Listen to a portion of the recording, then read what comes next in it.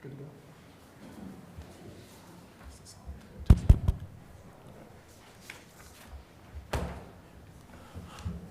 Hi, everybody.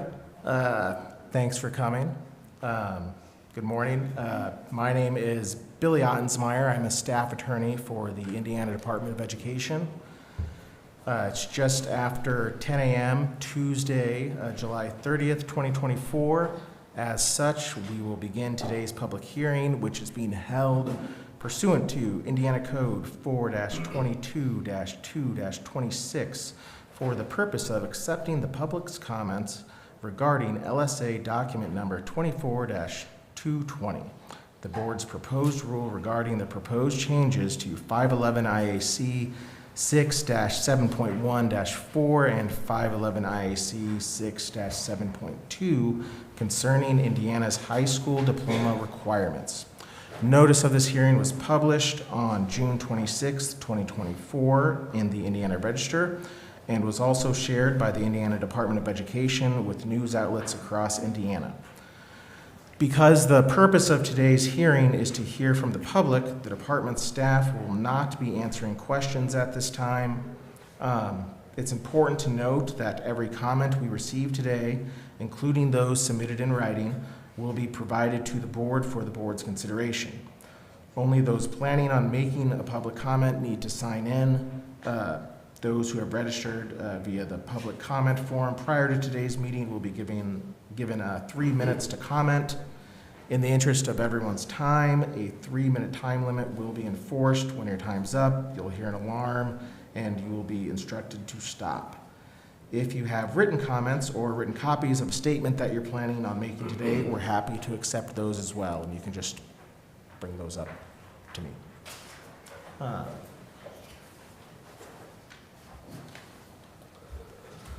So with that, we'll get right into it, and I'll just sort of go through the sheets here, call your name.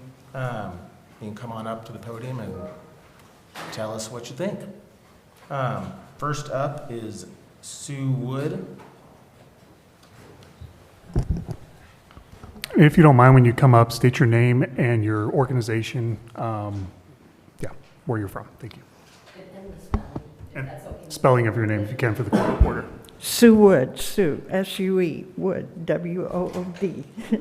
Okay. And I'm a retired teacher from a township school here in Indianapolis. I'm concerned about the loss of academic rigor. Education is supposed to prepare students for the future, and those with academic excellence are not being prepared for college. With these 2 new proposed diplomas, they will not be accepted at IU or Purdue. That is not preparing them. When you've taken away the language requirement, you're not as stringent on math and English, the sciences. IU and Purdue are not going to be interested in our students, and that's a disservice to the academic half of the student population.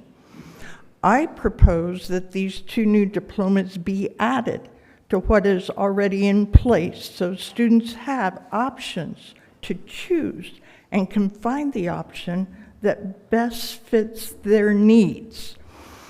When you talk about IB and AP classes, those are very rigorous, and to ask those students to do work or internship on top of preparing for those classes, that's asking an awful lot of those students. And the IB diploma is taught worldwide and accepted worldwide.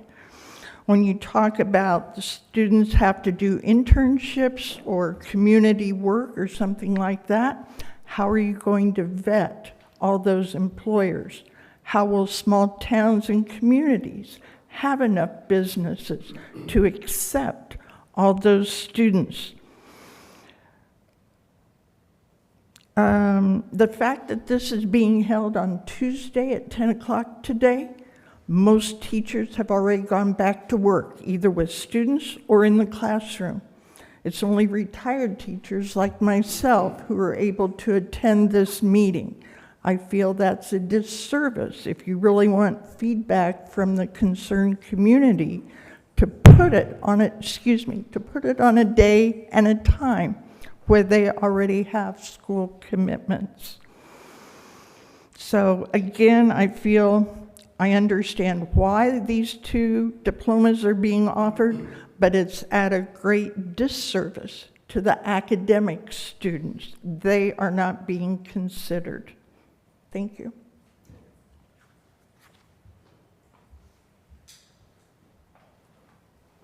Next up, Mark Wood. I apologize. I didn't know this was for speaking, but I've got 3 minutes, so I'll speak my mind.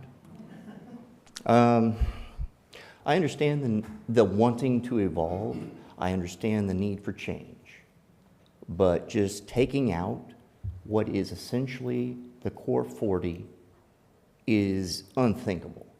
You're going to produce no better than worker bees out of this. Anyone who wants a better paying job, anyone who wants a chance at a future, is not going to come to an Indiana school because they can't go anywhere with it. And you think that's fair? I do not. I have 2 kids, one who is in double advanced math and another one who isn't even in kindergarten yet. And this irates me to points that I can't even imagine you guys feeling.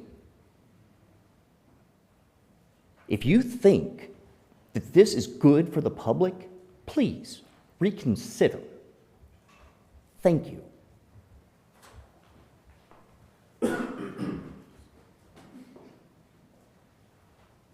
Next up, Kathy Kazinski. And I apologize if I mispronounce. No, you got it. Ottensmeyer gets mispronounced all the time, so. Thank you very much. Hi, I'm Kathy Kazinski with the Geography Educators Network of Indiana, or GENI. I've been doing geography education with students, educators, all of our state GIS and geographic information professionals for almost 40 years. And I might go off script a little bit. I enjoy all of these privileges in Indiana, and Ms. Wood's comments really rung home. The spatial data is available for all of this analysis and information for your students, especially in our rural communities. There's just not enough businesses to offer opportunities for all of our students who are wanting to seek these potential possibilities with the new opportunities that you're proposing.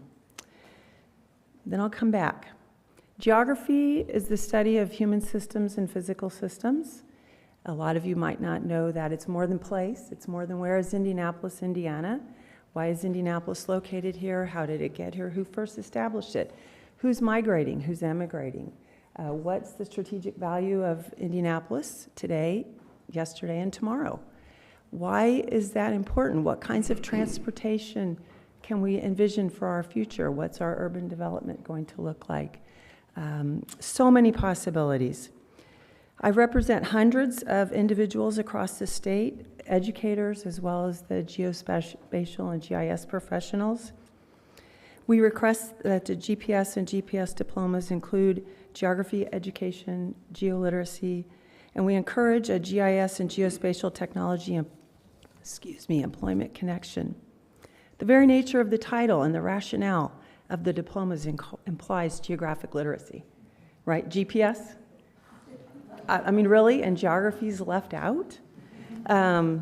Students that are navigating their own pathway towards their own ideas of success. For professionals, GPS is obviously global positioning systems. We all use it every day. It runs our world. Geography around the world is valued. If you are geographically literate, you are elevated as an employee.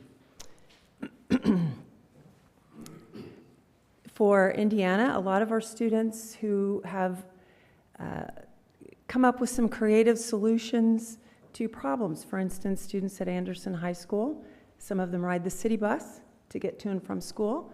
The city bus folks were rerouting and they would be a couple blocks off the school property, so students were going to have to walk a little further.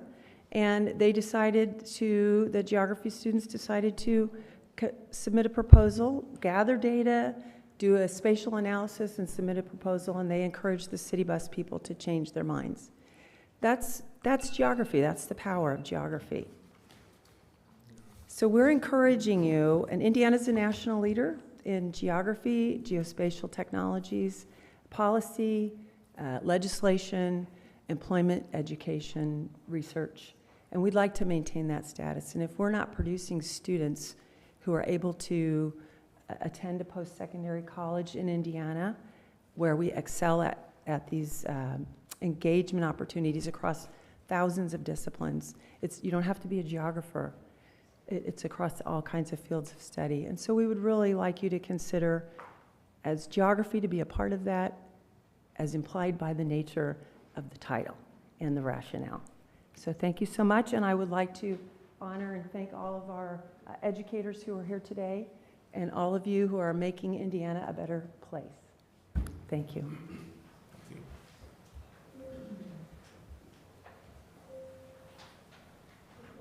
Next, Heidi Schillinger.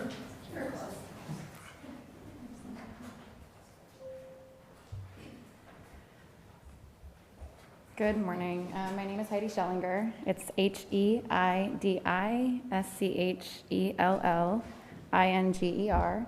I'm the Director of Student Services at Indiana Connections Academy and Indiana Connections Career Academy. We are a fully virtual school that serves the entire state of Indiana. With me today is Mr. Kyle Foster. It's Kyle and he is the high school principal at Indiana Connections Academy. First, I do want to thank you for the opportunity to provide feedback on the proposed graduation requirements. And I do want to recognize the work that has gone into creating the multiple graduation distinctions and badges.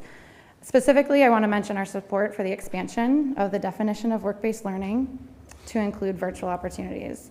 Recognizing that many careers allow for virtual participation is essential to preparing our students for the workforce of the future.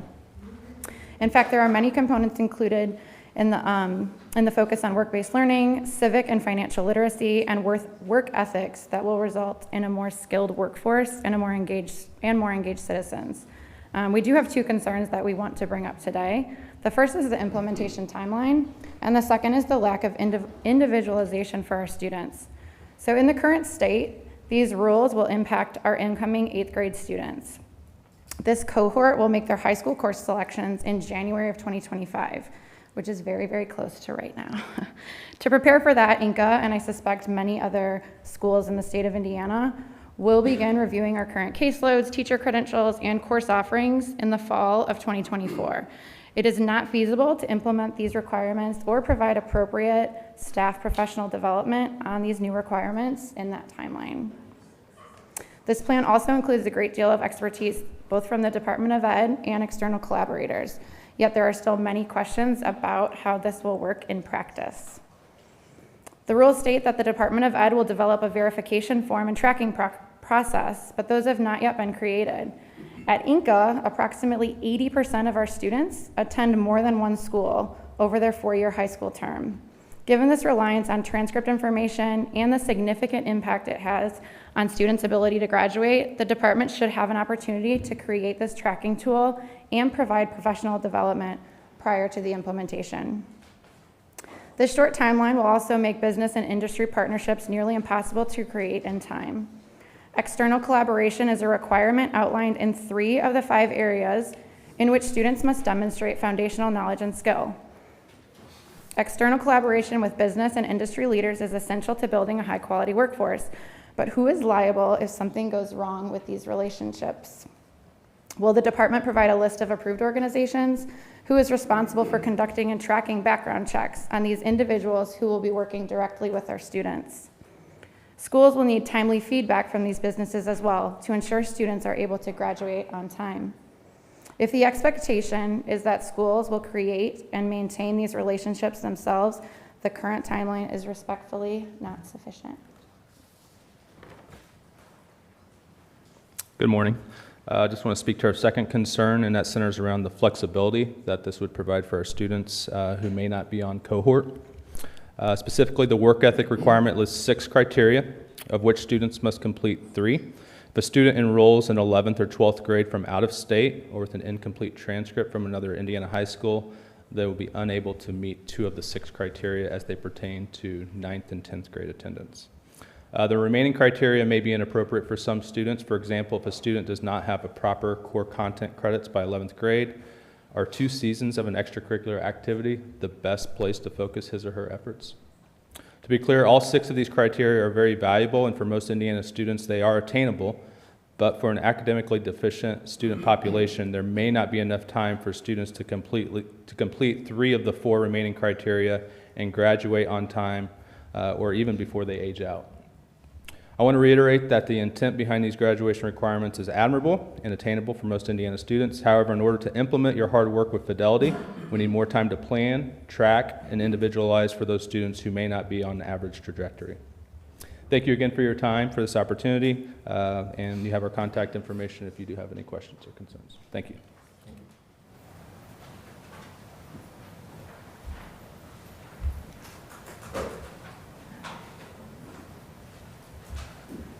Next up, we have Andrea McMurry. That's impressive. If you have a speech or a reading of something, if you could give me a copy, that would be great. Okay, thank you. I am Andrea McMurry, A-N-D-R-E-A, M-C-M-U-R-T-R-Y. Public educator for 20 years, physical education and health teacher, National Physical Education Teacher of the Year. I am here representing InShape, which is the Society for Indiana Physical Education and Health Teachers, and I also train the future health and PE teachers at Ball State University. So I'd like to also thank you for the opportunity to speak with you today. I share many of the concerns with the other teachers about implementation and having adolescents choose their path. In 8th grade, I taught middle school for over 20 years, and asking children at that age to make a lifetime decision is really not feasible and can be detrimental to their tracking if they choose the wrong track at this point. But I'm here today to speak specifically about my concerns about cutting the mandatory physical education and health credits from the graduation requirement. Ironically, as I stand here today, most of the world is watching the Olympics, where we celebrate physical fitness, and we celebrate that as a national source of pride. Yet now we are considering taking many students' only opportunity to engage in physical fitness in school away, because if this is not something they desire, the chances are they will not choose this as their work ethic credit. Okay? Physical fitness has been prioritized in our world. Talked about the importance of daily walking to benefit your physical and mental health. President Kennedy proposed physical education requirements by starting schools that focused on the presidential fitness, because he knew that our children would become the next leaders in our world, and we needed to create children who were physically and mentally strong and capable to go into the workforce. The government has many initiatives that focus on adolescent health. Healthy People 2030 specifically aims to increase the population and proportion of adolescents in 9th through 12th grade who participate in physical activity on a daily basis. The most recent data of 2021 showed that only 23.9% of adolescents in the country meet the minimum requirements for physical activity on a daily basis. Yet we're going to take that option out of most schools. Okay? Healthy People 2023 also proposes the same for muscular strength and endurance activities, where less than half of our children ages or grades 9 through 12 participate in that currently. The Center for Disease Control control recommends children's adolescents engage in 60 minutes of activity a day. They recommend schools provide opportunities for both structured PE and unstructured activities after school. They advise that schools offer health education curriculum that is standards-based and taught by certified physical education and health teachers. This will not be supported with this new graduation bill. The Indiana conducts a yearly youth behavior risk survey that is done in schools that gets feedback directly from teenagers. Less than half of our teenagers in Indiana in 2021 reported their physical health is good. So I just, in closing, advocate I have a lot of research that we consider alternative ways to address these health credits and work ethic credits for the betterment of our future and the health of our children. Thank you.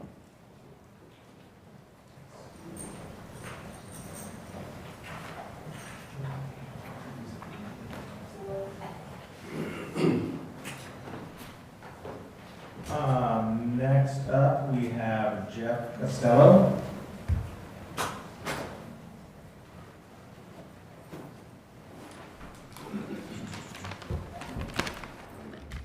Hi there, my name is Jeff Costello. I'm here as a parent. I'm a resident of Indianapolis, and I'm here today because I'm very concerned about the changes to the Indiana diploma requirements proposed by the Department of Education. My daughter will be entering 6th grade in Washington Township this week, where she'll be in high ability classes, as well as orchestra and art. We're very thankful for the incredible educators in her life and the opportunities she's experienced. She dreams of going to college for theater, and we intend to help her pursue that dream. My wife and I are alarmed by the elimination of the academic honors diploma in this new proposed plan. While not every child will wish to attend college, there needs to be a pathway for those who do.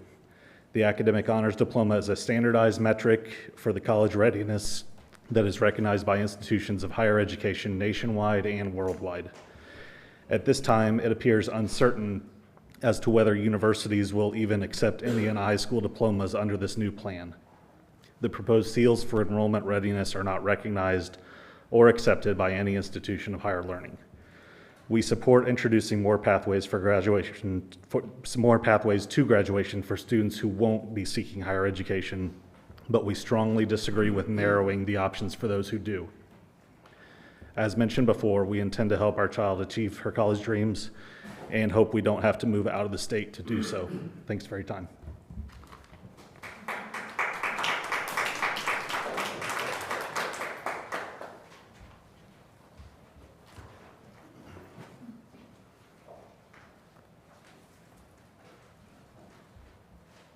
Next is Amanda Beck.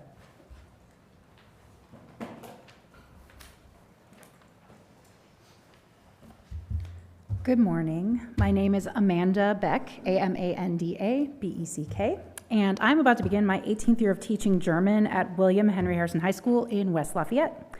I come today with two hats on, my educator hat and my mom hat. First, my educator hat. As a world language teacher and a 2025 ACTFL National Teacher of the Year finalist, I continue to be alarmed that world languages are being stripped from the new diploma requirements.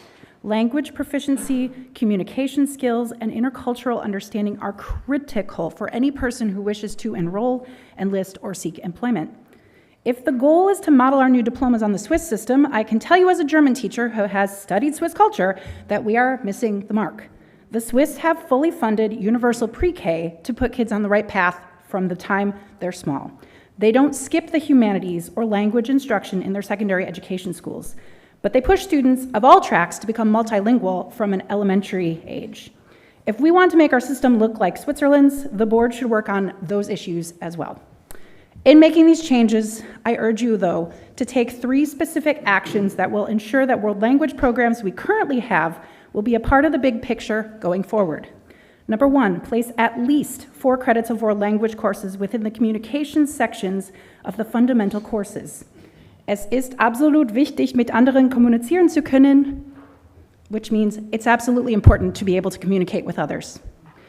2, create a global engagement and competencies capstone in component 2 that will allow students to connect the valuable skills they're learning to the real world. 3, Add the Certificate of Multilingual Proficiency to the Credentials of Value in Component 3. This is a credential based on internationally recognized proficiency levels, and students who achieve this deserve to be rewarded for that effort. And now for my mom hat, who on the board in this room has a child currently in middle school and will be wading through these changes themselves next year. As the mom of a young woman who will be starting 8th grade in 2 weeks, you're asking Hoosier parents like me to be okay with our children serving as guinea pigs for a system that doesn't even exist yet. 8th grade elective night for us is in mid-January, and this year I get to go as mom instead of Frau Beck, which is pretty exciting. And course selection happens in February. I am gravely concerned that these requirements won't have the vetting, preparation, or support necessary to be ready for our kids, especially if the final draft is coming out in December, only a few weeks before we parents and our students make important choices for freshman year. What's the backup plan if these requirements can't be realized in this rushed timeline? The uncertainty and educational whiplash as we jump from policy to policy is opaque, confusing, and stressful. The fact is, the class of 2024 was the first group to graduate with the current pathways, and it seems like we're throwing out the energy devoted to developing that system, one that we haven't even had long enough to determine its effectiveness, for another, or instead of working to improve what's already there. Please remember that your actions are not just a theory on paper. They affect real people whose futures depend on wise and well-considered decisions. The students of this state deserve not just better, but the best, and the GPS diploma changes aren't that. Thank you.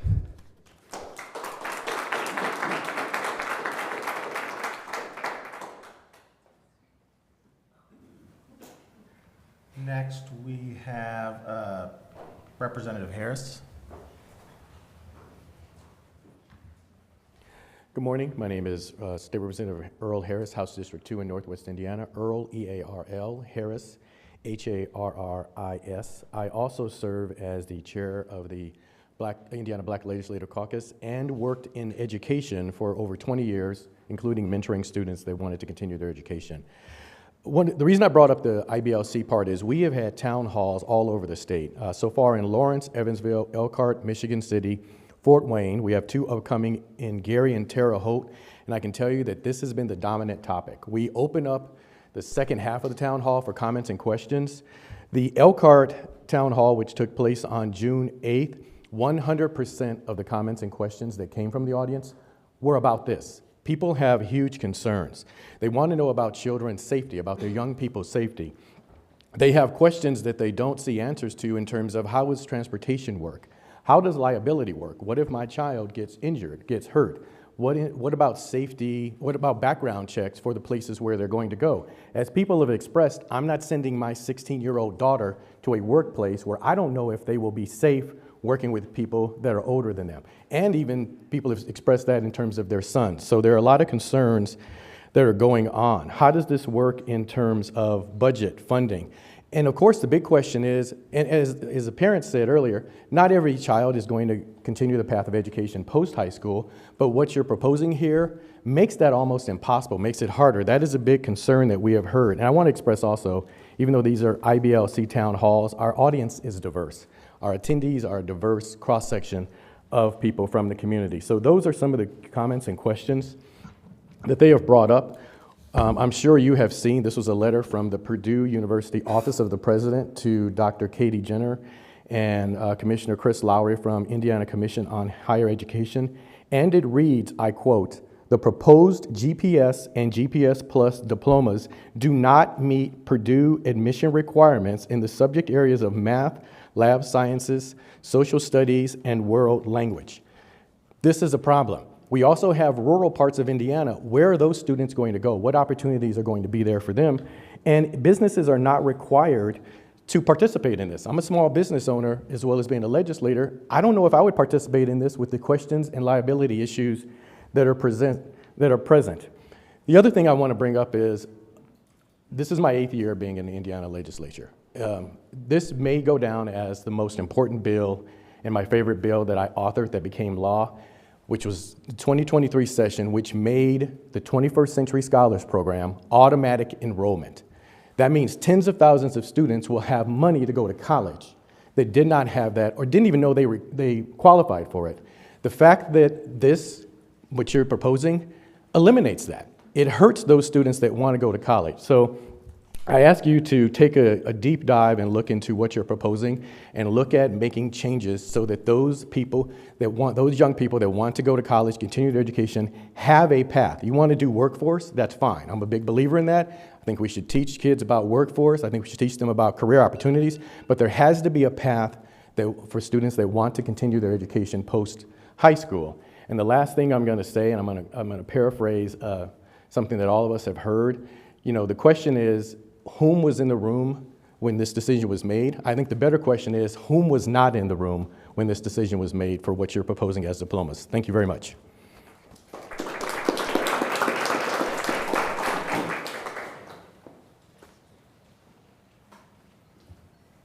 Next, we have Representative Arrington.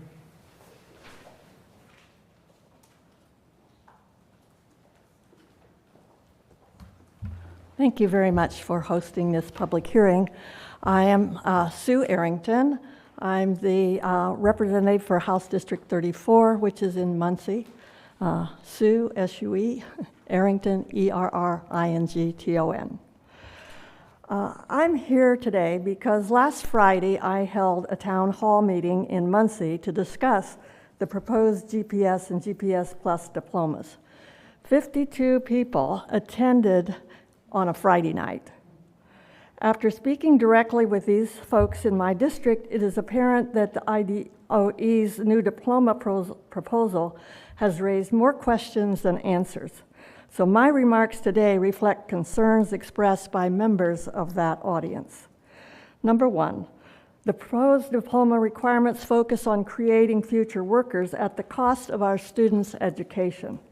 They objected to the de-emphasis of the arts, world history, science, economics, geography, and math above Algebra 1 by no longer requiring these courses.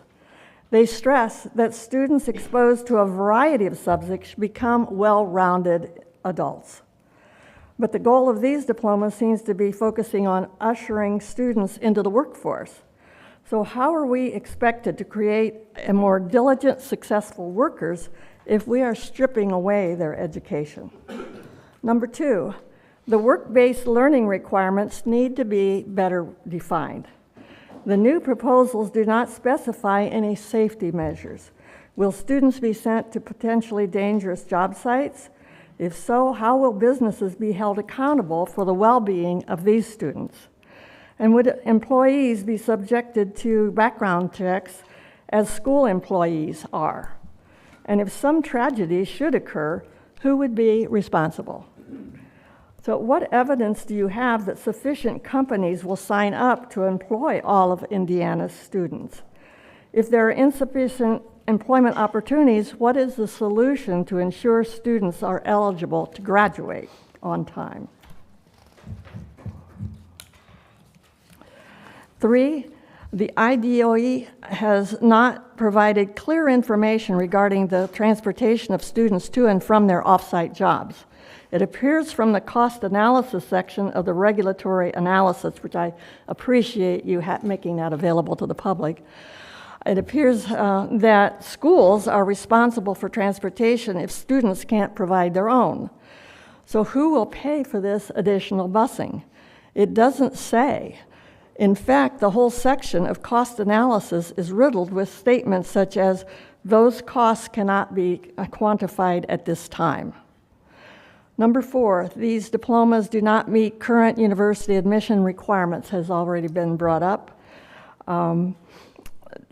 They fail to comply with current admissions requirements of in-state universities like Purdue and Ball State.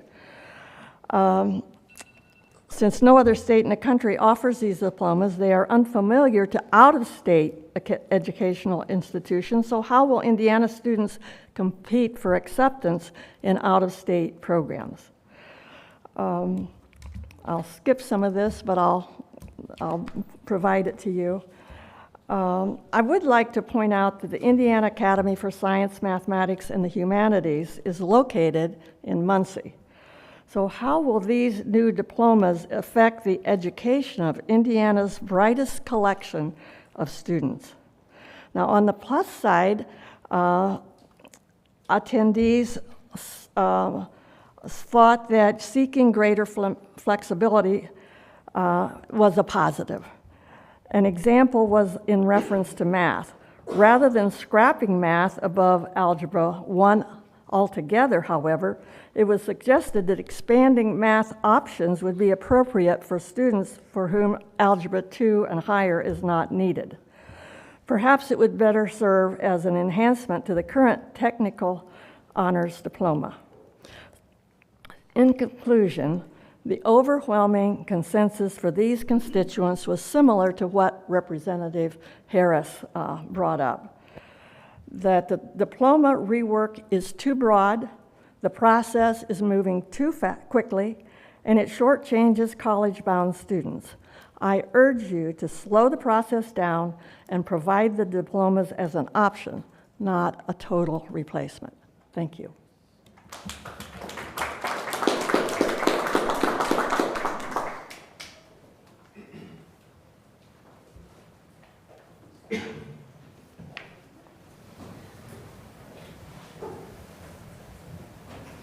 Next up, we have Representative Andrade.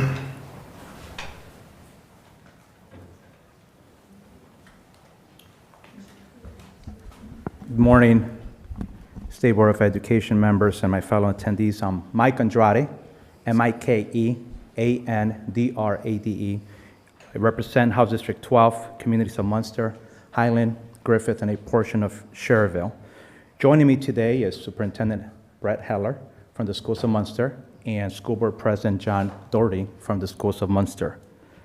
I have communicated with my constituents about the proposed changes to our diplomas and wanted to come to the meeting today and share a brief summary of the concerns that they have shared with me. Number one, reducing the academic rigor. The new GPS diplomas completely diminish requirements and crucial subjects, as we have been hearing.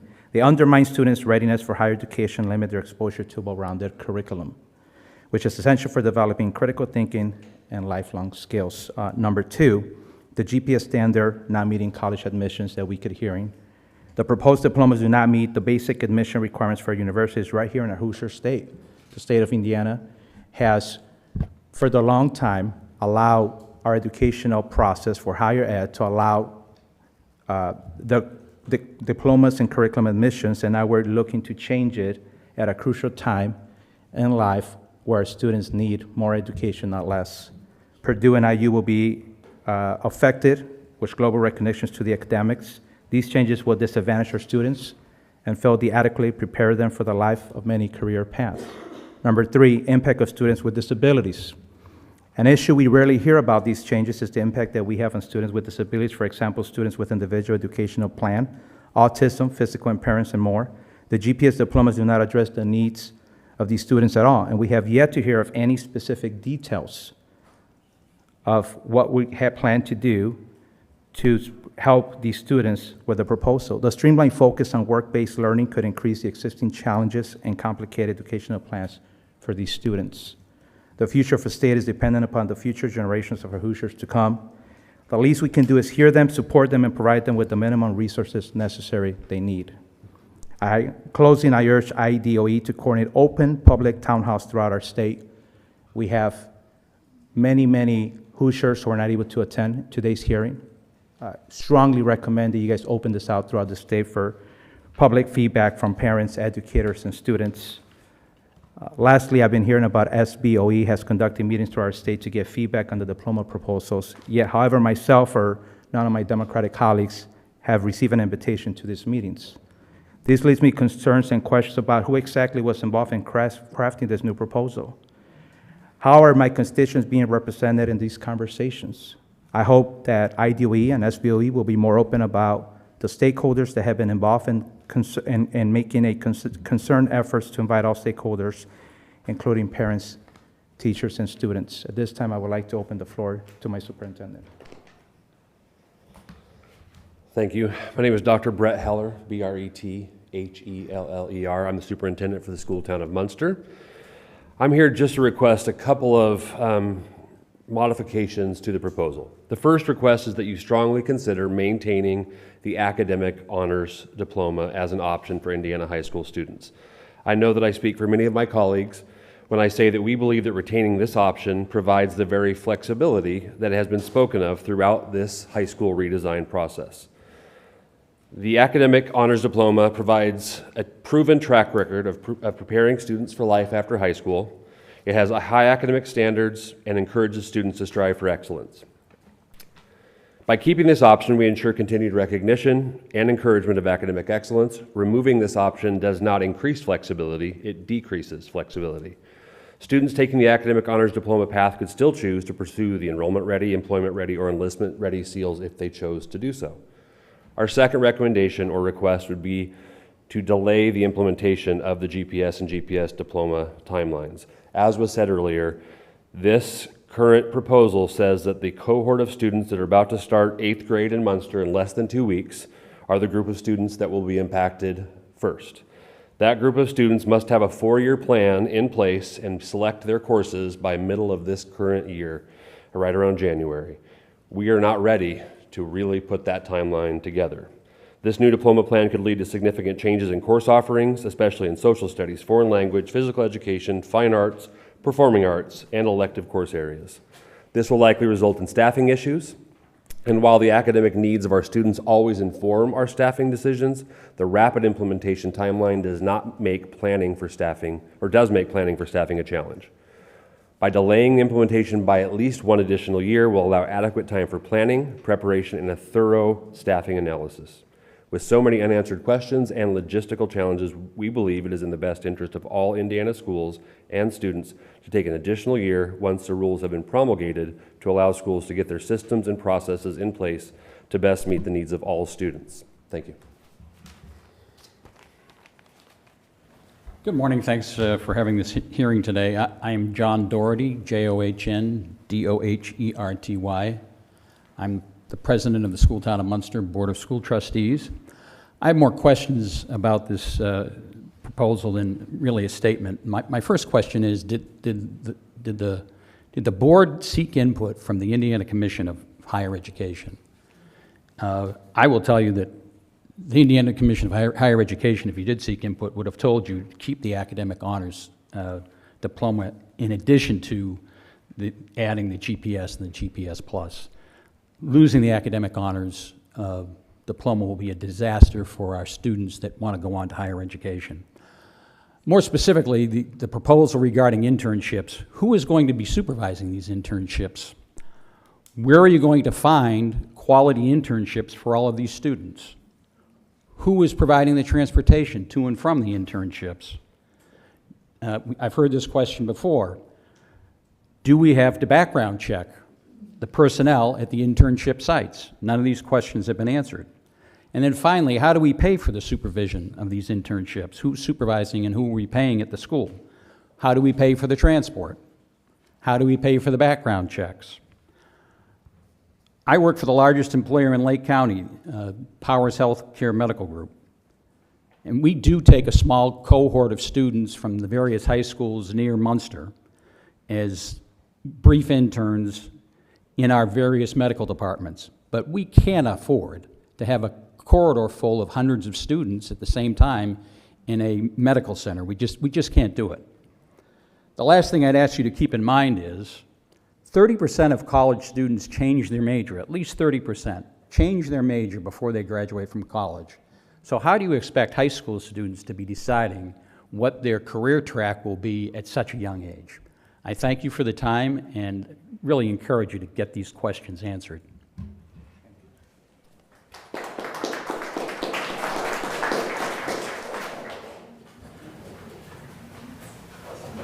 Would you mind dropping your speeches off?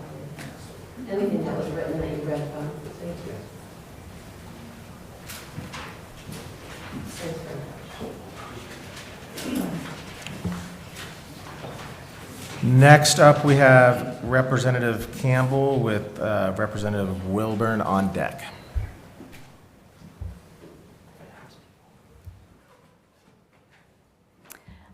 Hello, I'm State Representative Chris Campbell, representing District 26, which is West Lafayette, which includes the Purdue University. I'm testifying this morning to share the concerns of West Lafayette community. I've heard from teachers, our Purdue professors, our parents, our students, and the consensus is the same. They are concerned these diplomas will limit students post-graduation. They discourage them from venturing into higher education. Purdue University is now one of the most recognized universities in the nation. Provided feedback on these diplomas, and let me highlight just a portion of this. Mung Chang, current president of Purdue University, stated that the proposed GPS and GPS Plus diplomas do not meet Purdue's admission requirements in the subject areas of math, lab sciences, social studies, or world languages. This means high schoolers who live in West Lafayette, whose many parents also work at Purdue University, will not be eligible to attend one of the most well-known institutions in the nation. And if they aren't going to be accepted there, they can't attend our public universities. They won't be competitive applicants for out-of-state universities. High schoolers in Tippecanoe County attend universities at higher rates than the national or Indiana's average. I'd also like clarification on why the State Board of Education feels the need to focus solely on work-based learning. Work-based learning has been experiencing a revival in the past decade, whereas our college going rate has continued to plummet from 65 in 2015 to 53% in 2020. I would suggest that these diplomas are short-sighted. These diplomas don't take into consideration current or future advanced education options that these students may want to seek later in life, because they won't have the basic requirements for them to be admitted into a college. We have career-focused learning and college readiness depending on student. We should have this based on the student desires. The bottom line is that we can do both. Work-based learning requirements put on Hoosier children may potentially create dangerous situations. Will all employees at an on-site location be subject to background checks? Will Indiana companies be willing to accept the liability risk associated with employing students? There's been very little clarity for employers and concerned parents. Businesses are not required to opt into work-based learning experience that would employ these student workers. How do we know that these companies across the state are willing to accept these workers?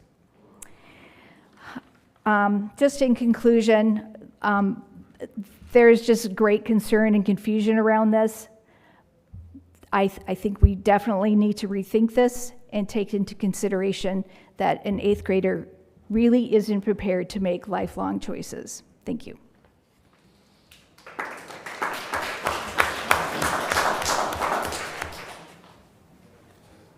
Next up, Representative Wilburn, and on deck, Jennifer Smith Margaret? Thank you.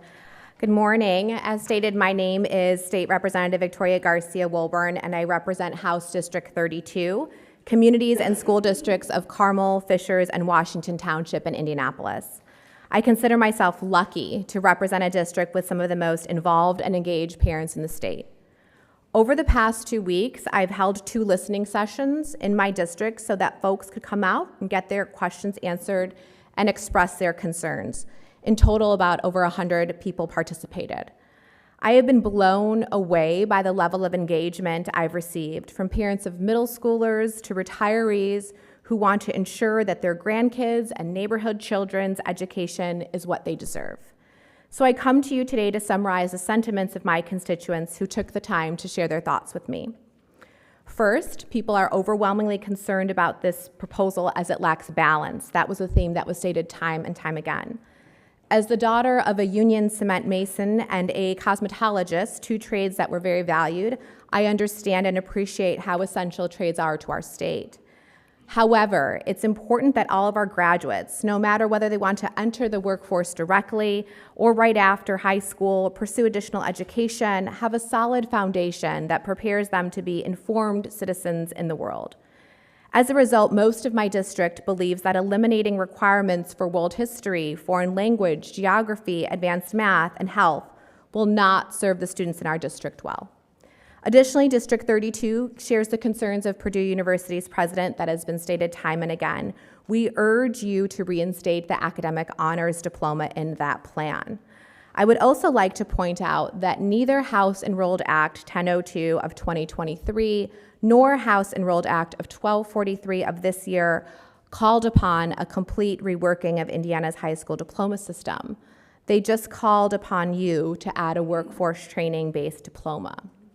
Apart from these concerns, my constituents have questions about how these workforce and extracurricular requirements will limit students from fully participating in athletics and clubs that my district cherishes.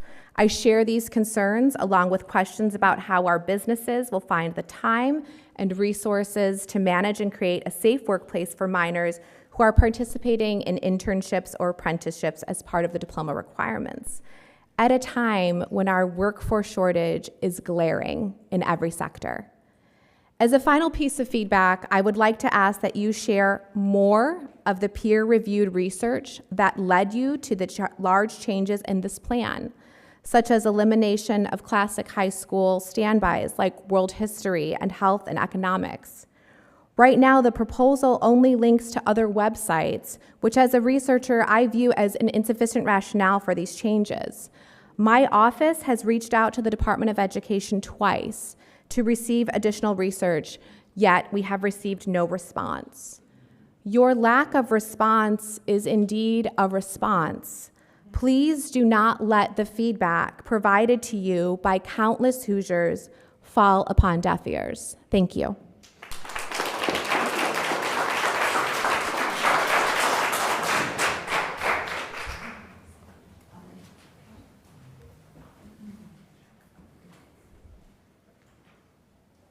Jennifer, and then on deck we have Heather Bowers-Deneat.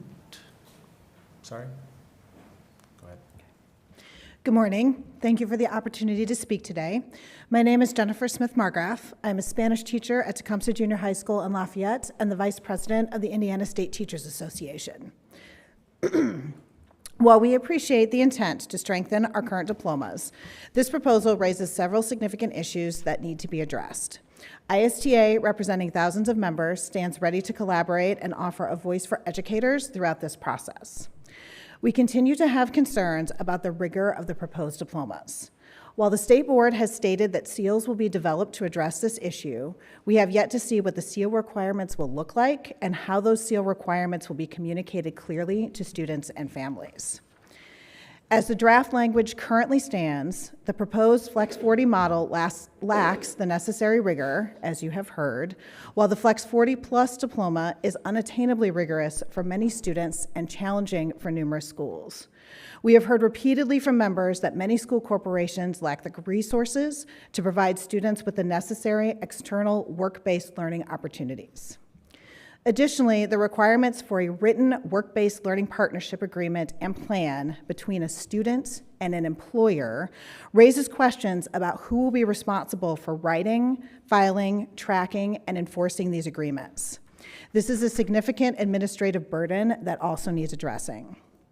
We recommend introducing a middle ground diploma option that balances flexibility and rigor, ensuring it meets academic standards and diverse student needs. We also recommend a centralized tracking system managed by school districts to be developed with clear guidelines and support for students and educators to document and verify these out-of-school learning experiences. We would like to thank the State Board for removing the proposed mandate requiring students to earn a grade of C or higher for foundational coursework or for coursework earning points that would have required students earning a D or F to retake these courses. This requirement would have had a huge impact on school schedules and resource allocation. We appreciate that this impact has been taken into consideration and this requirement has been removed. Nearly everyone we've talked to is concerned that the proposal's focus on workforce readiness overshadows the importance of creating well-rounded citizens with a broad worldview. Specifically, the elimination of required courses such as world history and world languages, and the lumping of civic literacy with miscellaneous subjects like financial literacy downplays the importance of preparing active and informed citizens. We ask that you integrate essential courses such as world history and world languages into the diploma requirements. Additionally, we recommend separating civic literacy from financial and digital literacy and making civic education a standalone requirement to emphasize its importance. In conclusion, we urge the board to carefully consider these concerns and propose solutions to ensure the new diploma structure is equitable, rigorous, and genuinely beneficial for all Hoosier students, no matter their zip code. ISTA is committed to working collaboratively with the board and all stakeholders to provide educators with a strong voice and develop solutions that reflect the reality of our classrooms. By extending the implementation timeline, we can ensure thorough preparation and piloting of the new diploma structure, guaranteeing that all stakeholders, especially parents, are adequately prepared for the changes. Thank you very much for your time and attention.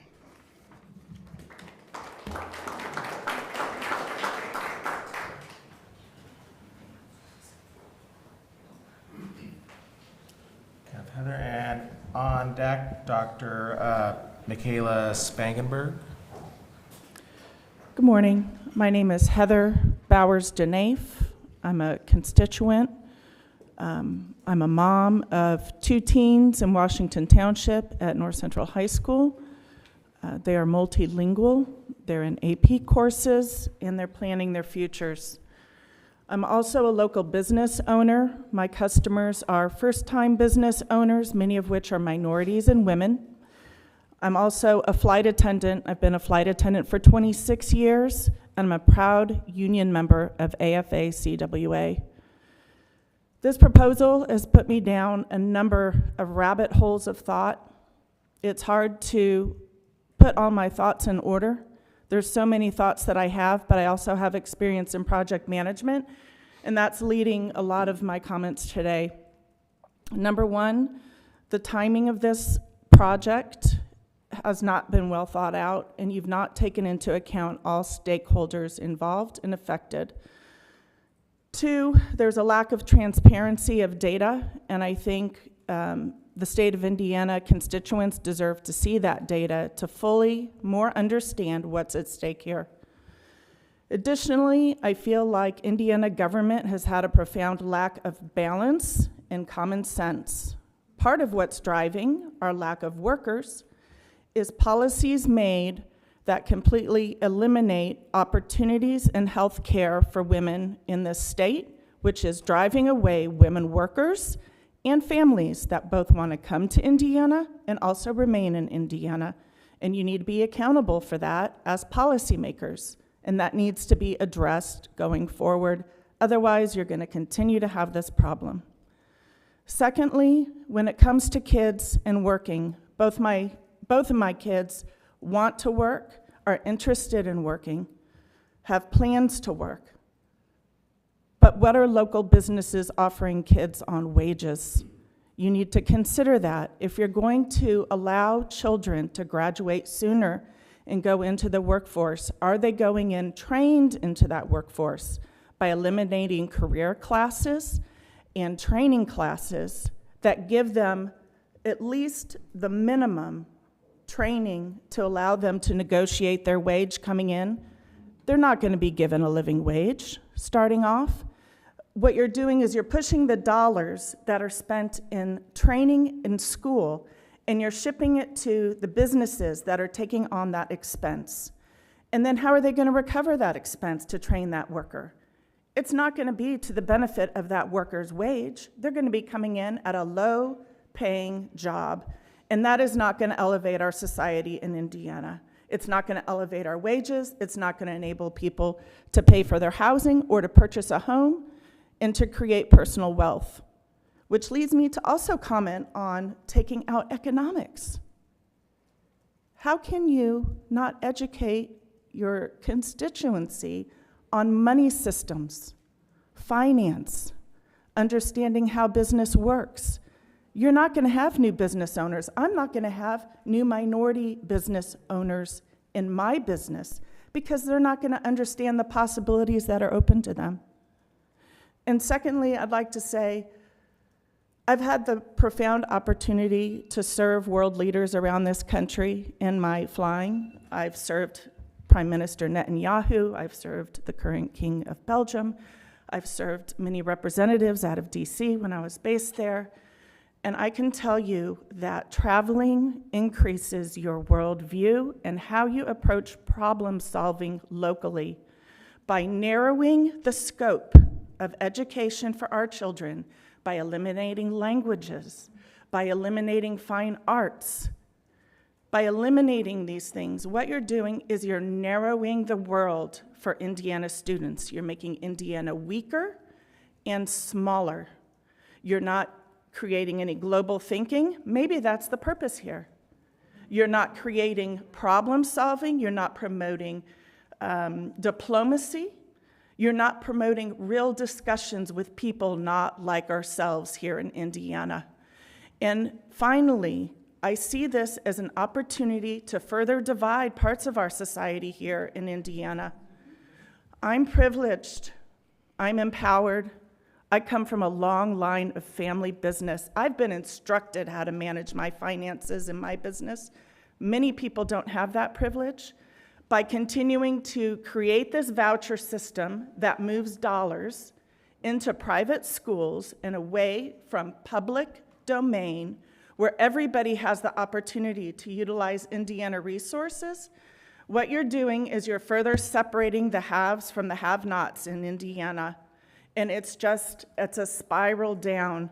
And by lowering the bar on education and not elevating education, you're further creating a dumbing down of your young person's education. And so they can't speak for themselves.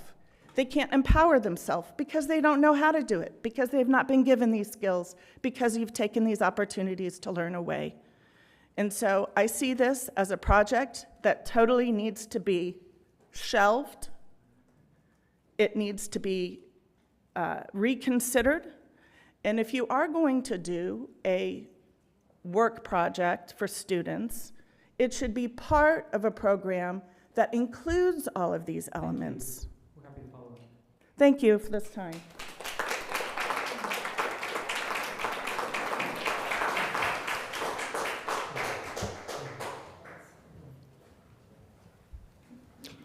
Do you need me to spell my name?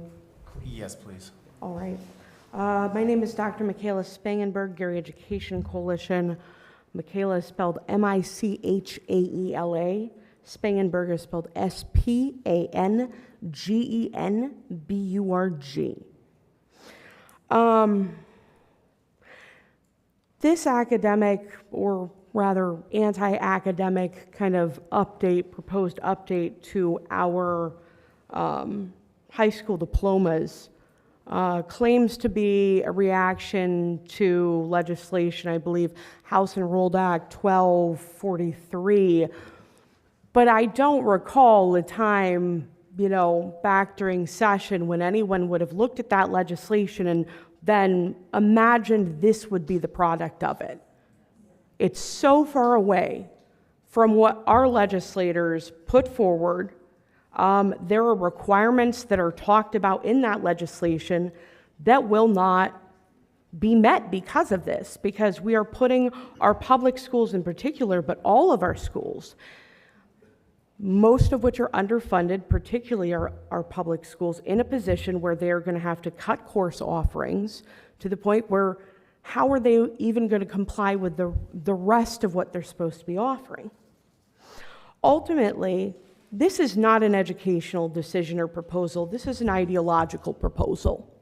And it's one that creates two different streams of education in our state. And this has been part of a trend that we've experienced for a while. But this is the ultimate division, where we're going to be sending the majority of our public school kids down a tract that could best be characterized as a school-to-factory pipeline. We are going to create an underclass in this state with these diplomas. And how long? You know, I'm blessed to be among many people here who've already spoken, who understand that education isn't just about jobs or colleges, it's also about future. And it's also about how we have an educated and engaged citizenry in this state that is capable of critical thinking, that is capable of being able to engage civically. How long until the type of our diploma we receive, how long until that is a requirement for whether or not we can vote in this state?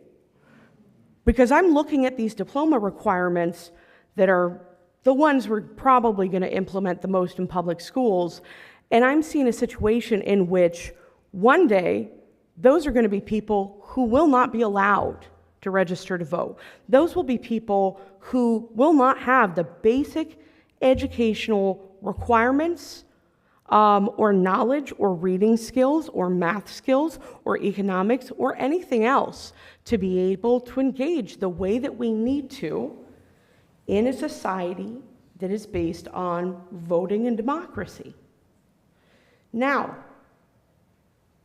we've talked a lot about school choice, and the way that that plugs into this, we're seeing that in the next legislative session, we're now having to shift away from, oh, everybody's welcome at these private schools, to now savings accounts, like ESAs, like health savings accounts. We're now moving back toward exclusivity when it comes to private schools, but we're still diverting all of our funding into private schools and charters. So those are going to be the kids that are going to be allowed to vote. Those are going to be the kids that are allowed to go to college. The rest of our kids won't even be able to work outside of this state because our diplomas are not going to meet federal requirements anymore. And they're already a little bit short in the math area, and that's not been addressed, and I think that's really strange. This has been an issue that was identified all the way back in 2018, but we're not addressing that. Instead, we're making our diplomas weaker, and how much of that is to conceal our own shortcomings as a state in the way that we have attacked our teachers, we've attacked our students, we've attacked the foundation of public education, and now our kids can't read or write. And where does that leave us? Apparently, it leaves us in a place where we've thrown civil liberties out the window, we've thrown parent rights out the window, personal rights out the window, and we're now very interested in how do we compel the majority of our youth to lead a future not of their own choosing, but basically to be compelled to work in the state of Indiana in some factory sweatshop somewhere. And that's completely unacceptable. Thank you for comments. Thank you.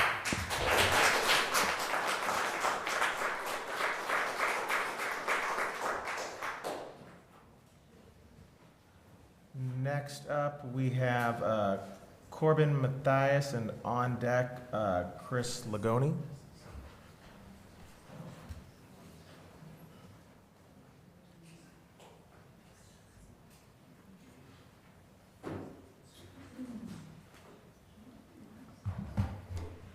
Good morning. My name is Corbin Maias, and I'm a public school teacher at a high school here in the greater Indianapolis area. I applaud the board for the additional focus on vocational and work-based paths for our students. I think that is something that's long overdue and provides great flexibility and opportunities for students who struggle in a traditional classroom. I previously taught at a school in Germany, in Lübeck, the Emil-Posel-Schule für Berufsschule. It is a vocational school, so I can speak to that knowledge and appreciate the importance of that work. However, as my colleague Amanda Beck said, that it's missing some key components, and I encourage you to go back and look at some of her comments of how we could better mirror that system in Germany and Switzerland and other places where they have a much more robust system in place. But my primary reason for speaking today is that I'm deeply concerned about some key areas missing, primarily the lack of world languages. I teach world language, I teach German, and I think we all can agree that we need citizens who can think with dexterity, who can be open and generate new ideas to solve complex problems that will be facing us now and in the future, and be able to contribute to a caring and engaged civic community in their lives. And as far as world language goes, why is that such an important component? To me, I see it as that it does many things, that it is an important catch-all that provides a rigorous rounding for our students, deepening their skills, and giving them ability to practice content and skills from their other subjects. First, with rigorous flexible thinking, they're applying rules and they're applying critical reasoning in a much more dynamic context. It's not a void, but they're applying this in an environment while they're trying to actively listen and convey a message, that they're building those critical reasoning skills just like you would in a math classroom, but in some ways this speaks to other students in ways that a math classroom does not. Additionally, it deepens skills and contents from other subjects. Language doesn't exist in just a void, but we're talking about everything from some of the social studies, some of the fine arts, some of the literature. With my students, we talk a lot about, exploring and discussing ways that Germany was, changed throughout its history, and what does it mean to be reunited 45 years after the fall, 45 years after the World War II and the Cold War. At the end of that, it's amazing to see students' eyes light up as they listen to and read the Grimm brothers' original fairy tales in German, strengthening their connections with literature. It also enriches students' social skills, right?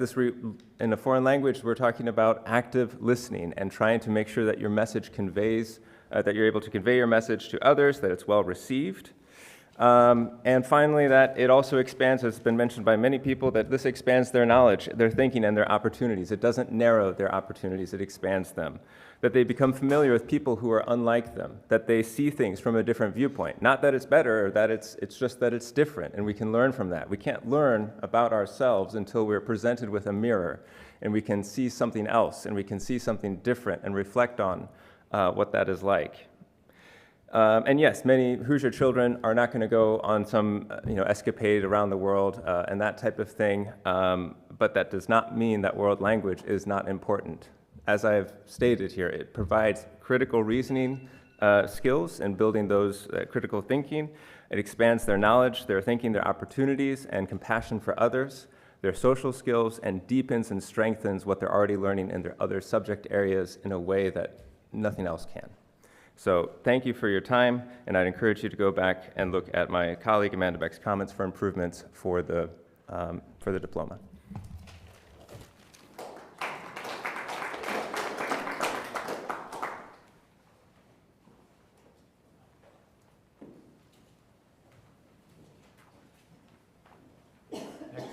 Hi, Chris Legoni, Indiana Small and Rural Schools Association. We're a network of about 170 school districts across the state, representing small and rural areas. I want to thank Secretary Jenner and the board for providing this great opportunity for public input on the proposed changes. We really appreciate that. We want students to be successful, and we want work-based placements to be successful. Our key lens, though, is how do we make this opportunity equal for students from poverty? Education should be a pathway out of poverty, and so we always kind of keep that lens as we're trying to implement that. Work-based placements are great opportunities. We have a lot of leadership in this across the state with small schools. We've noted that there is some travel distance issues, and we expressed that when the pathways first came out. We're concerned about unfunded mandates. We've done some cost calculations in order to ensure that all students can access a work-based placement. If we have our aspirational goal that 40% of the students would be in a work-based pathway, 60% would be on their way to college, that's about 68,000 students across the state. We've calculated costs of anywhere from $83 million to $300 million, depending on how many students we have to place. If they have to do 2,000 hours of a work-based apprenticeship over 2 years, that's about 5 hours a day and 180 days school day. So if they take a few classes in the morning, we feel like the work-based placement is going to kind of put the school on the hook to provide transportation on the way home after hours. That's a huge cost. We've calculated we would have to purchase about 4,000 additional activity buses across the state at a cost of anywhere from $80,000 to $100,000. So we're really concerned about unfunded mandates. We want to make this work. We want students to have great opportunities to access everything that they can and meet the expectations the state has. We also have a lot of schools that they do work-based placements in the school because of the distance to employers. White River Valley, Eagle Manufacturing down in Brown County, Garrett Kaiser Butler, just some great models all across the state. And we just want to make sure that those work-based placements where they're doing contracts, they're doing work for entities in the public can count towards their placements. On the transportation side, we really would like to see the state board use its bully pulpit to help with the driver's license issue. There have been a real decrease in the number of driver's licenses across the states. We did a study and found that in 2008, prior to when we changed what curriculum was funded, driver's education was taken out as an allowed funded education. Indiana had 5.4 million licensed drivers. In 2021, we're down to 4,636,000. Since we've implemented this reform to not fund driver's education in the school, we have about 832,000 fewer drivers in the state of Indiana. If we help students from poverty access work-based placements, bringing back at least the curriculum aspect of driver's education would really help that. We would support the Swiss model that really starts pre-K earlier. Part of the thing that allows the students to leave school is they do start kindergarten at age 4 and they get 2 years of kindergarten. So their compulsory education starts sooner so they can finish sooner. One difference is we'd like a little more education on the Swiss education model because we have heard from members that the post-secondary is not compulsory. So we're putting this into the compulsory side. We thank you for the opportunity to speak about it. We look forward to the conversation in the future. Thank you.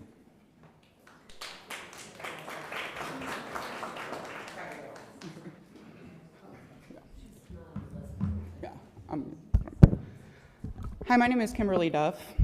I was born and raised in Lebanon. Kimberly, Yeah. I do apologize. Is she not on the list? I tried to sign in, but I came in like 2 minutes late. Okay, we're good. Okay. Sorry, Kimberly. That's okay. You're fine. So I graduated from Lebanon High School. My name is Kimberly Duff. I graduated in from Lebanon High School in 2011, and I now own a home in Kirkland, and I'm here as a parent mostly, actually just as a parent. I'm a first-generation college student. Nobody in my family had ever stepped foot on a college campus before me, and if my children can't go to college and there's not a path here, we're leaving, like, period. There's nothing for us to stay for here.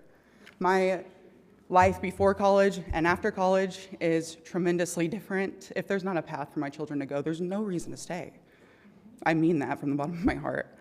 I don't know when this emphasis of education and the lack of it became, I don't know, some sort of poster child for division, but I don't know why we don't value education anymore. When our biggest export is already our youth, this is just gonna make it 10 times worse. Just really, really consider the children, especially my children who are in rural communities who already don't have all the support that they need. They're going to college no matter what, whether it's with the help of Indiana or not. So thank you.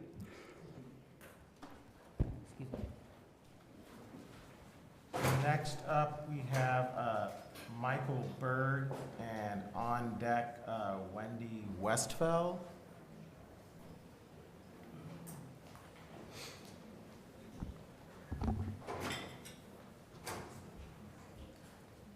Nobody wants to hear me talk, I guess.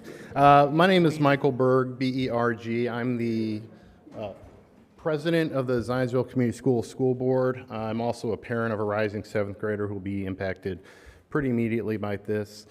A lot of my concerns have already been sort of addressed, so I'll just kind of try to speak to a few things I haven't heard. One of the things I keep hearing is, you know, our current diploma model really hasn't been updated in about 40 years. And so I appreciate the need for updates, and I think a lot of the guiding principles behind this are admirable. The other way of looking at that is if this is our next 40-year plan, we can't afford to rush it. Yeah, I can tell you right now, if this gets approved in December, we have no capacity to talk with the 8th graders about what they're going to pick for their classes, and that's going to push back class selection for all grade levels. We got through COVID by administrators giving up sleep for a year and a half. We can't get through another period of time where administrators can't sleep because the administrative burden is so high that's the only option left to them. I think there are 30 plus open superintendent positions in the state of Indiana right now. People aren't going to be rushing here to fill those with this type of uncertainty. So I would love to see this get pushed back. I don't think we can afford to rush such a pressing thing because the cost ultimately is going to be a few cohorts of graduating students, including my own. She wants to be a pediatrician. There's no reason she shouldn't become a pediatrician. She's going to be competing against high-level students from around the country who haven't had to spend time outside of the class meeting other requirements, and she's not going to be able to compete favorably. So that's going to limit her ability. The real question that this raises for me is, what is the role of the Department of Education in Indiana? If you go to the website, the first guiding principle is student-centered. This feels like it's employer-centered. This is trying to funnel children into the military, into the workforce, where maybe you come out of, instead of having a minimum wage job, you have an $18 an hour job because you had some vocational training, but your lifetime earnings are capped at that $18 starting point versus a college-educated child. I represent a district, I'm here advocating on behalf of a district where more than 90% of our students go on to college, and I recognize that we're an outlier in the state of Indiana, and we're being told, well, you can keep all of the current course offerings. The problem is, we're planning years ahead to change doorbells or doorknobs and toilets. We're planning 5 years ahead for everything that happens. How are we going to keep our current offerings and also create an entirely separate second high school experience for the limited number of students who are going to opt into that in our schools? It's just not going to be something that is going to be remotely operational with the current funding streams. I also haven't heard anything about funding that's going to be attached to any of this, short of the savings accounts for buying tools and things like that, which in my opinion are going to be a tax dollar transfer back to wealthy people who are homeschooling or private schools anyway. So, thank you.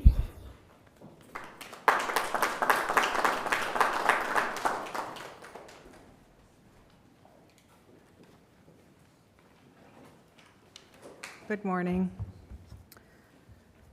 My name is Wendy Westfall. I'm a professor of German at Marian University here in Indianapolis. I'm also Indiana World Languages Teacher of the Year 2016. And more importantly, I'm the mother of 3 teenagers. And we represent a bicultural and bilingual family. We live in Bloomington. I have several points to make. I don't know the history of the GPS, but I just know what I've read from the documents I've seen, also online. But I agree with Frau Beck and one of the other speakers who said that this is a far cry from the German, Austrian, and Swiss apprenticeship systems, which have been around and improved on for centuries. I lived, studied, and worked in Germany for 9 years. My husband's German.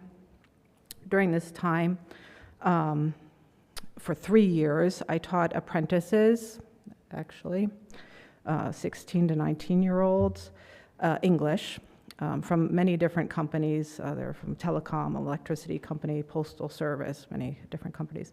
This is in a classroom setting. The instruction after 10th grade, it's in a classroom setting. It's just like going to school for them. In addition, they have rigorous and structured instruction in the trades. This is not something they're learning as an aside, just doing some type of job for some company. What I've seen so far, this draft, it's a far cry from what the European countries do, and that would really need an intensive investment to come even close. Another point of this is, so Germany has a tracking system, 3 tracks, and what you might not know, and they might not brag about, is they've been trying to undo the damage of the tracking system for decades, and people can tell stories about what it means if you get put in the wrong track and you don't have the opportunities that you would. So I'm alarmed at this tracking model. As a bicultural family, we are mortified at the elimination and the cuts to all of the academic curriculum proposed in the fine arts, maths, and sciences, but mostly at the elimination of the world languages and world history. There are many reasons for the instruction of world languages. If you need the reasons, please consult any of our professional organizations. They can give them to you. It's not an accident that world languages are taught worldwide. In Germany, if you go to the university, you've had at least 3 world languages. So the fact that we are considering cutting them is horrific. Herman Wells and Richard Lugar have left powerful legacies in Indiana, opening the state to international intellectual exchange and investment. We urge you to uphold and honor their international legacy, given that Indiana is known outside of state borders not just for its cornfields and Hoosier hospitality, but also for the dark shadows of its history with the KKK and racism and xenophobia that it stands for. Eliminating the opportunity about world languages, to learn about world languages and cultures, sends the wrong messages about Indiana's values. Thank you.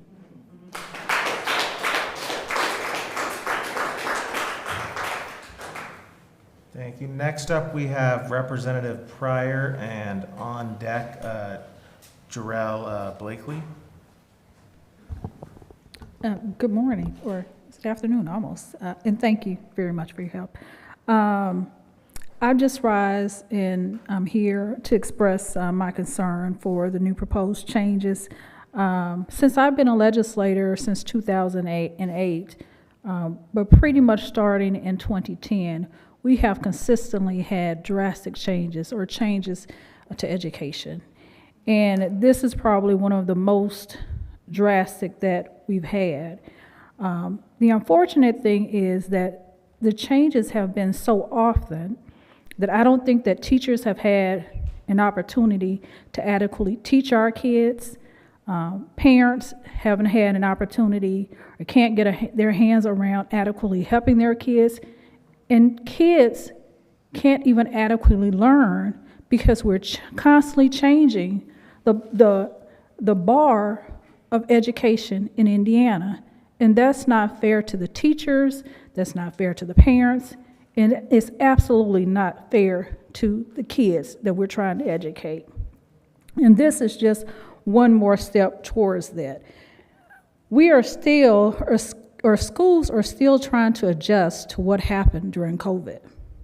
And a lot of that money is running out.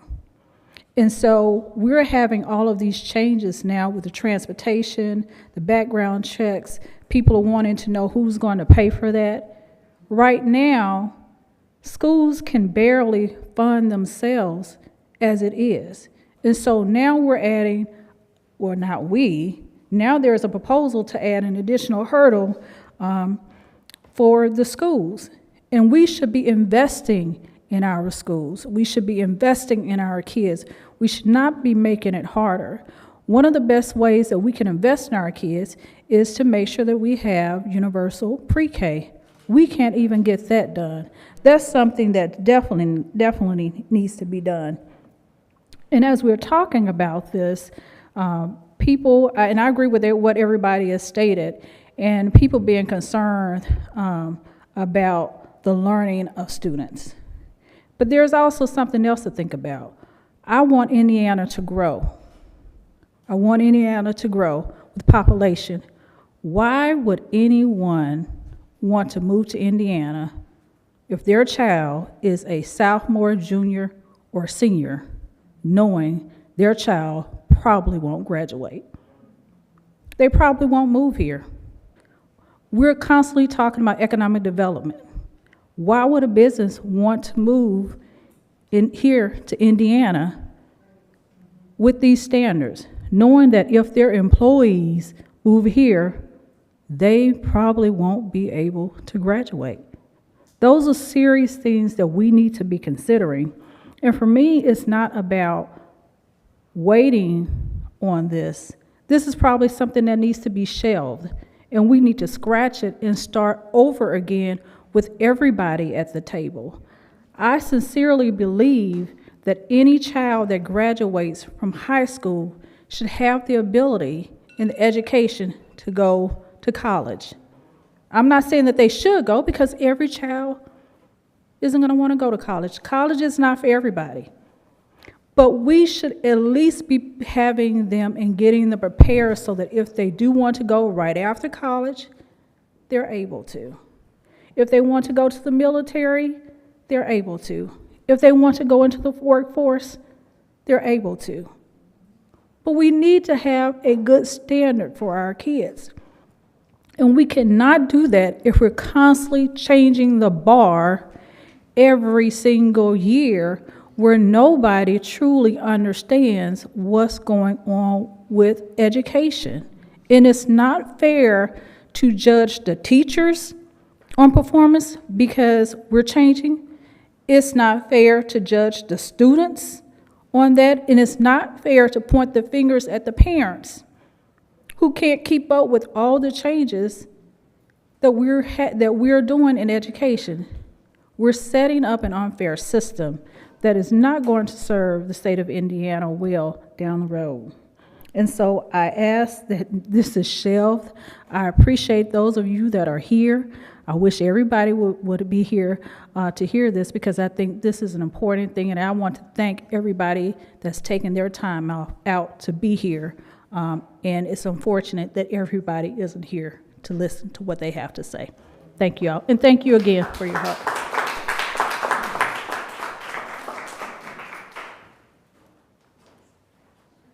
Next up, we have Jarrell Blakely and on. Oh, gotcha. Then we have Representative Hamilton, and on deck, Michaela Hill.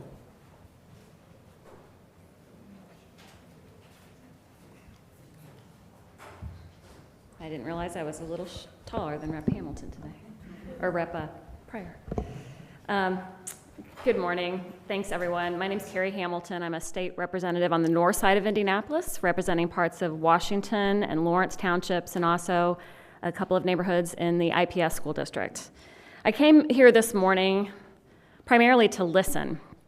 And I didn't have prepared remarks, but I've been compelled to come up and say a few words.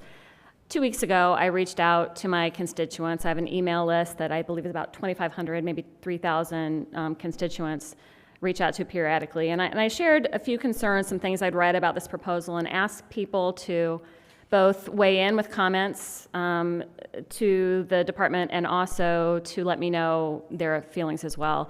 And I was overwhelmed with concerns about this proposal.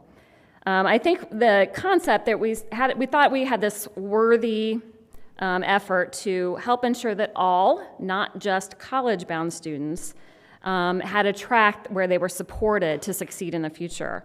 And I deeply believe that this proposal fails all of our students.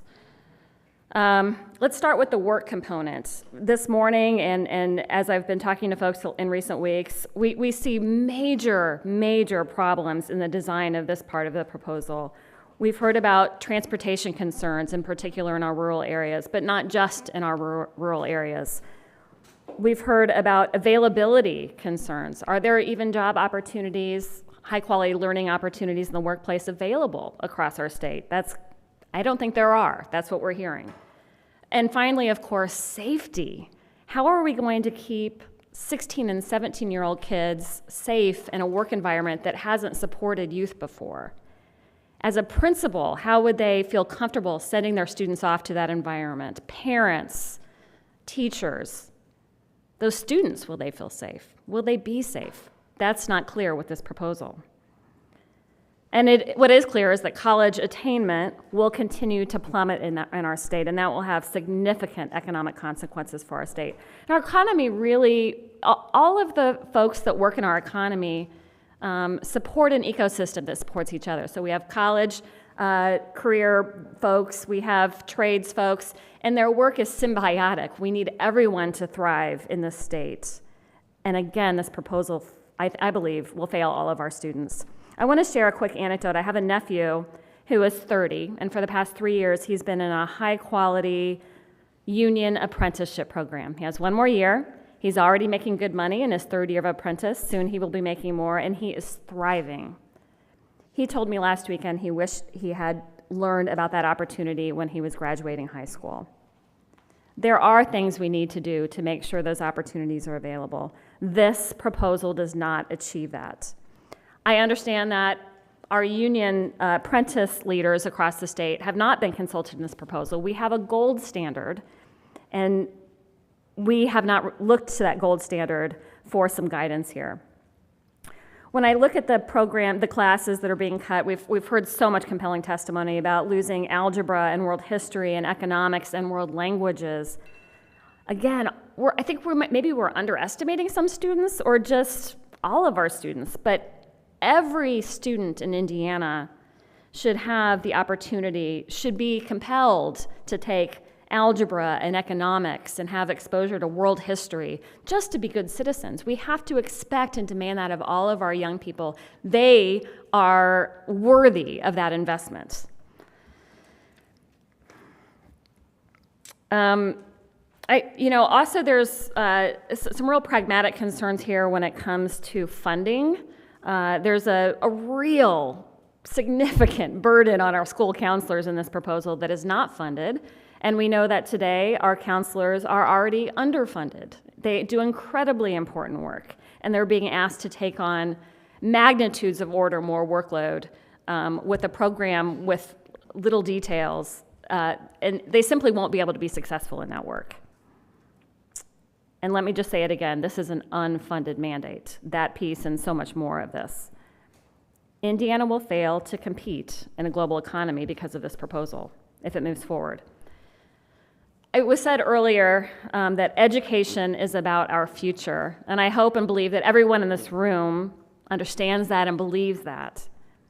We need to ensure our degree framework creates well-rounded citizens, not just employees. I hope you are listening as I am today. Thank you.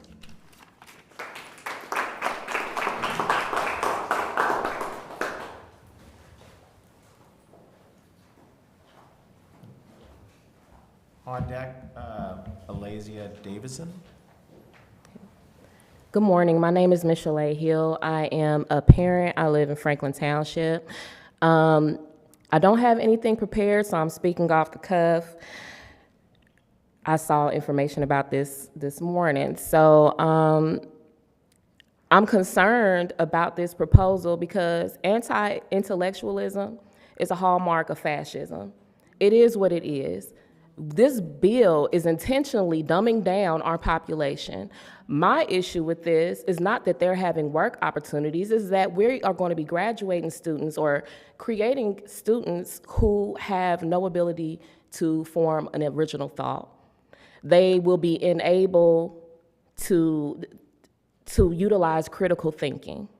What will happen is that we are ensuring a permanent underclass.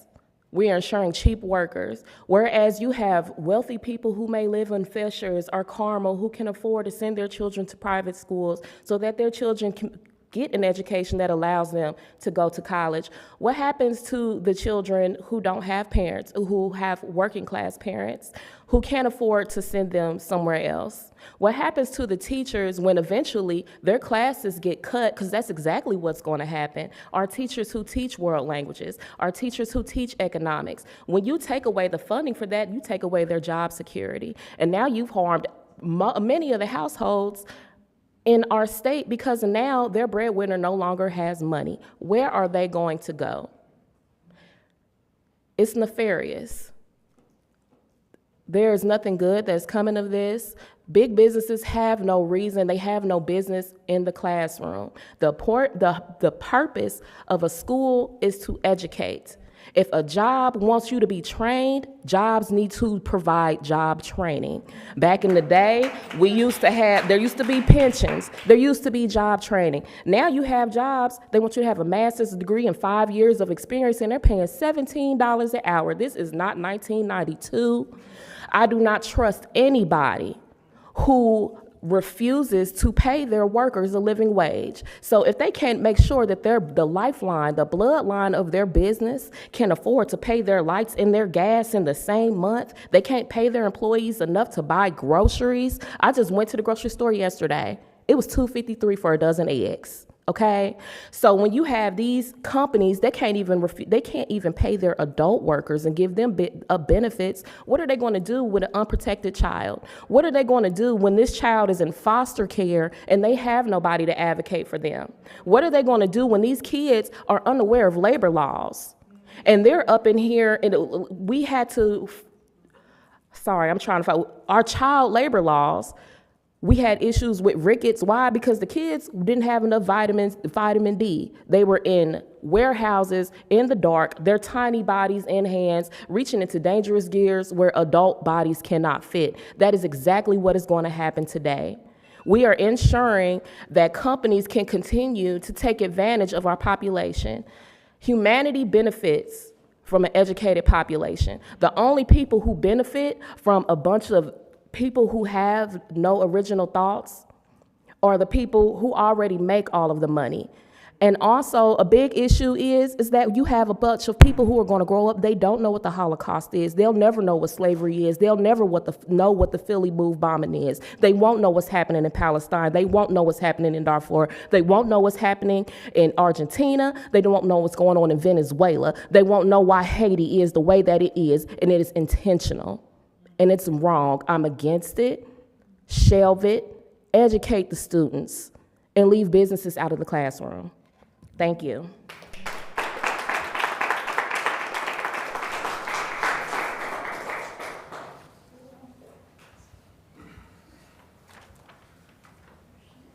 Next up, Elazia Davison, and on deck, Kim Graham.